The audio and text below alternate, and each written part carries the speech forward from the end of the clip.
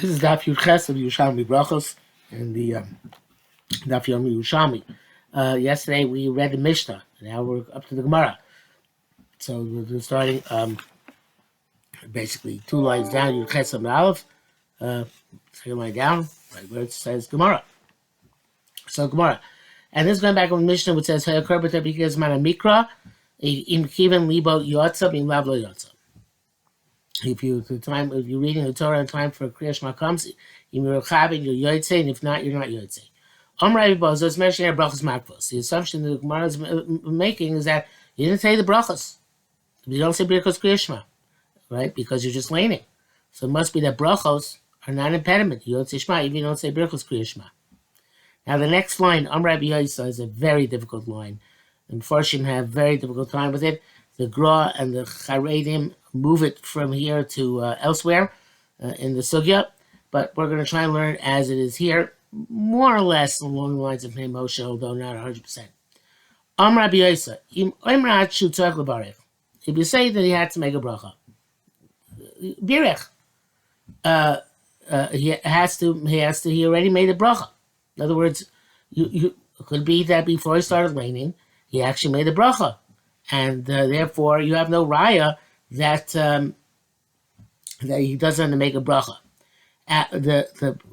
So the chiddush is that even though there's a hefsek, in other words, he's been laning, he got the Parshas Kriya Shema, he started saying the brachas before he got the Parshas Kriya Shema, so he has to be mechaven in all of them. In other words, just like the Mishnah says, in keeping libo yotza, he has to be mechaven in all things that not to lose his concentration, not to be mesiach das from the brachos, which is interruption between the brachos and Kriya Shema, because he's laning vast amounts of territory. Vast amounts, but he's laying other stuff as well. It says Hayakar b'ter, he's obviously reading something else. So therefore, it's telling us he has to have in mind to that the brachos Kriya Shema are apply to what he's laying. Hey Sivun, so they asked, ve'eno mafsik, does he not mafsik? And this Hey Sivun, it seems to be a raya to Rabbi Yoisa. And we have very often in the Yerushalmi that language like boy, which in the Bali always means a question, in the Yerushalmi is a statement. So Hey Sivun here, I think, is a raya. And they said, they brought a raya that not everything it says in the Mishnah, not everything is explicit in the Mishnah. The Mishnah is missing several pratim. What's at least one prat? So what's the detail Mishnah is missing? They know mafsik. You can't be mafsik between the parashas. In other words, you have to keep on laning. There is mafsik between the parashas. Between the first parasha and the second parasha. Shema and Vayayim Shema. So it must be that we have to tell you not to be mafsik in the middle, to continue laning from one to the other. V'lo nisa. It doesn't say it in the Mishnah, right? It should specify. It doesn't say it. V'hacha here too. Yavagav v'lo nisa. Even though it doesn't say in the Mishnah specifically, they have to make a barak. Tzarech lebarach, you have to make a bracha. So in other words, Rabbi Yosi is saying the Mishnah is not the sum total of what has to go on in order to be yotzei. It could be you do have to make a bracha, and the brother made the bracha before. And in fact, you have to make sure to have in mind that the bracha should take effect when you get to Shema, and not be mesiach das. The same way you shouldn't be mesiach das between the parashiyos, even though there's a between them. And that also is not explicit in the Mishnah. So both not explicit in the Mishnah. But the inference from this is also meres. The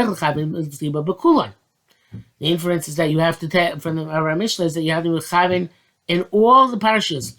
Obviously, by Yomer is difficult because it's somewhere else completely in the Chumash.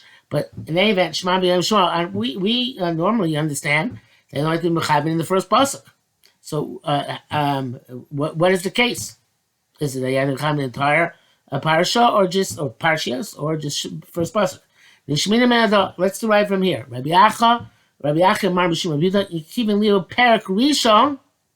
If you were mechayim in the first parak, meaning v'havta, Shema v'havta, abishlo kivein lipo Perak Sheni Yotza. Even though you didn't have a kavanah during the second parak, during Shema Yotze. Ma ben Perek Shema, ben Perek Sheni. What's in between the first Parsha Shema and the second Parsha Shema? Rabbi China said, Kol ma shekasa b'zeh, kasa b'zeh. The first, everything essential is already in the first Parsha of Shema. And everything, and it's repeated in the second Parsha of Shema. So then the obvious question is, Me'ata leikra elechon. So only we don't have two Parshas. Why have to be both Parshas to be Yotzei? Rabbi Rishon Yochid, V'Hashem L'Tzibur. The first parsha is for an individual, and the second parsha is for the Am Yisrael, for Klal Yisrael.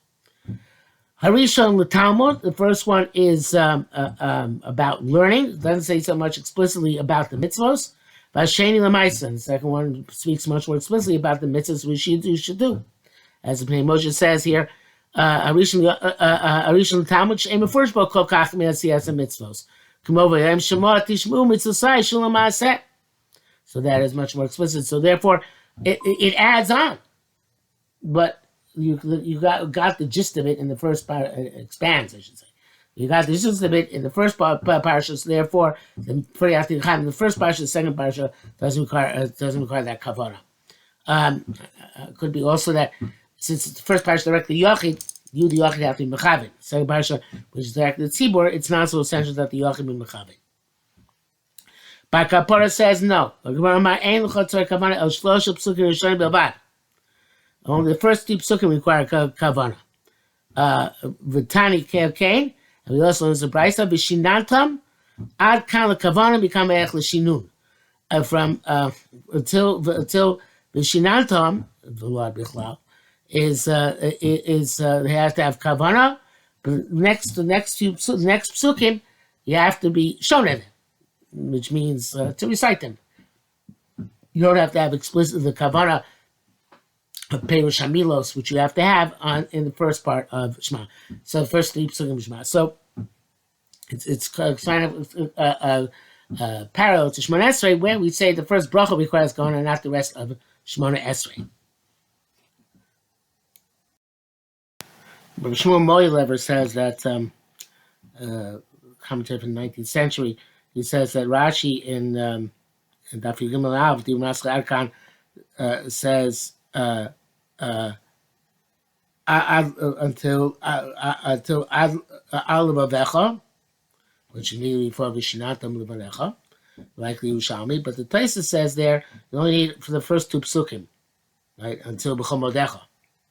And that seems to be against Yerushalmi, and he leaves that with the Tzarchiyim, how to reconcile that statement basis with the Yerushalmi. Rabbi Uri, Rabbi Yosef, Rabbi Yehuda, B'Shem Shmuel, they all said, Tzarek Kabel O Malchus Shamayim Mu'umad. You have to say Kriya Shema standing up. Obviously, we seem to contradict Beis Hillel in the previous parak, which said that you don't have to stand up, right? So, the Gemara says, "Ma imrayo yoshev oimed." He's saying, does he have to stand up? Lo, mahalach oimed. It means if you're walking, you have to stand still. For the first pasuk of Shema, you must be stationary. Obviously, if you can, you have to stop walking and stand still in order to be mechaber. Tani tzarich le'ech alarich be'echad. You have to extend the word echad. The understanding is that it's because the aleph is HaKadosh Baruch Hu, the ches is the 7 rikim and the oretz, and the dalet is the 4 ruchos. It's famous word from the name Rabbi Yisrael Salanter that people are very good at being mechavein. Aleph, aleph is HaKadosh Baruch Hu, ches is the shivakim and the oretz, and dalet is arba ruchos, but they leave out themselves who's in the middle. HaKadosh Baruch Hu is king there, king here, there, king everywhere, but the main thing is yourself. I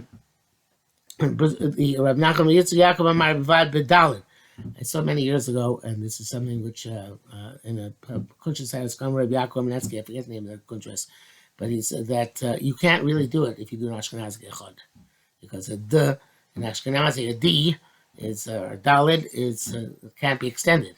So people make a saying they go Echad, and they're really saying like putting in an extra aleph with the kamatz between the ches and the dalet. So he said in this contrast that the only way you can really do it is with a Teimani dalet. Teimani dalet is a th. So that's what I try and do. echad, and that way you can actually extend the dalet. Suma says anybody who extends echad, evidently concentrating on the idea, not just extending the word.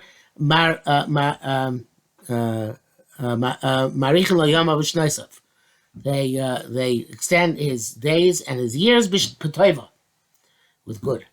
Rabbi Yirmiyah have a marach sagin. Rabbi Yirmiyah evidently took it very far. Wazir said, "You don't have to go so far." Anointed, acknowledges kingship in the heavens and the earth. That's the ches and the four directions of the world. Rav Shalom Chia. Rav asked Rabbi Chia, Rabbi the great. Lena Chami Rabbi Makabel Omach Shamayim. I never saw. Lena is interesting. Yerushalmi Loshen. It's like a contraction of the lace honor, right? I never saw. Chami saw Rabbi Nasi Makabel Omach Shamayim. When does he do it? He said, Katachmina Yohiv Yodi Apoi. It's in the Bible too, when he puts his hand in the middle of shear on his over his face. Who Makaba of Omach Shemaim, that he's Makaba Omach Shemaim. So Rav asked him, Mitzrayim. Okay, fine. That's Kabbalah Omach Shemaim. But what about Yitzias Mitzrayim? So Amar Lei, he said to him, Leis Efshar Delo Yate Mila. It's not possible that he won't incline during his shear, and there's also in the Bible as well, different Lashon obviously, to say something about Yetzias Mitzrayim. It'll come up. In other words, he'll deliberately make it come up in order to mention Yetzias Mitzrayim in the middle of his shear. So, following up on this, Rabbi Tavyoim Yeshua Rabbi Chizkiah, Rabbi Chizkiah, since Rabbi only said the first pasuk, Leis Hada, Leisa do Amar does not teach us. El pasuk rishon bilvad. You only need the first to have kavanah on the first pasuk. Because Rabbi only said the first pasuk. So the answer he gave is Amar Ada Yitzna Ad B'Shinantam. Bnei Moshe explains Ada B'Tokach. I guess Ada in this time. Time takes to put his hand on his face. He can continue on. To say into Vishnantam and have kavana in whatever he said. So so I guess Yatneh is like language of Tani. And again, he's saying it over, and he manages to get to whatever pasuk he has to get to until Vishantam B'Lechem V'Lo B'Chlal, and he has the kavana, and he's Yosei Shema with that.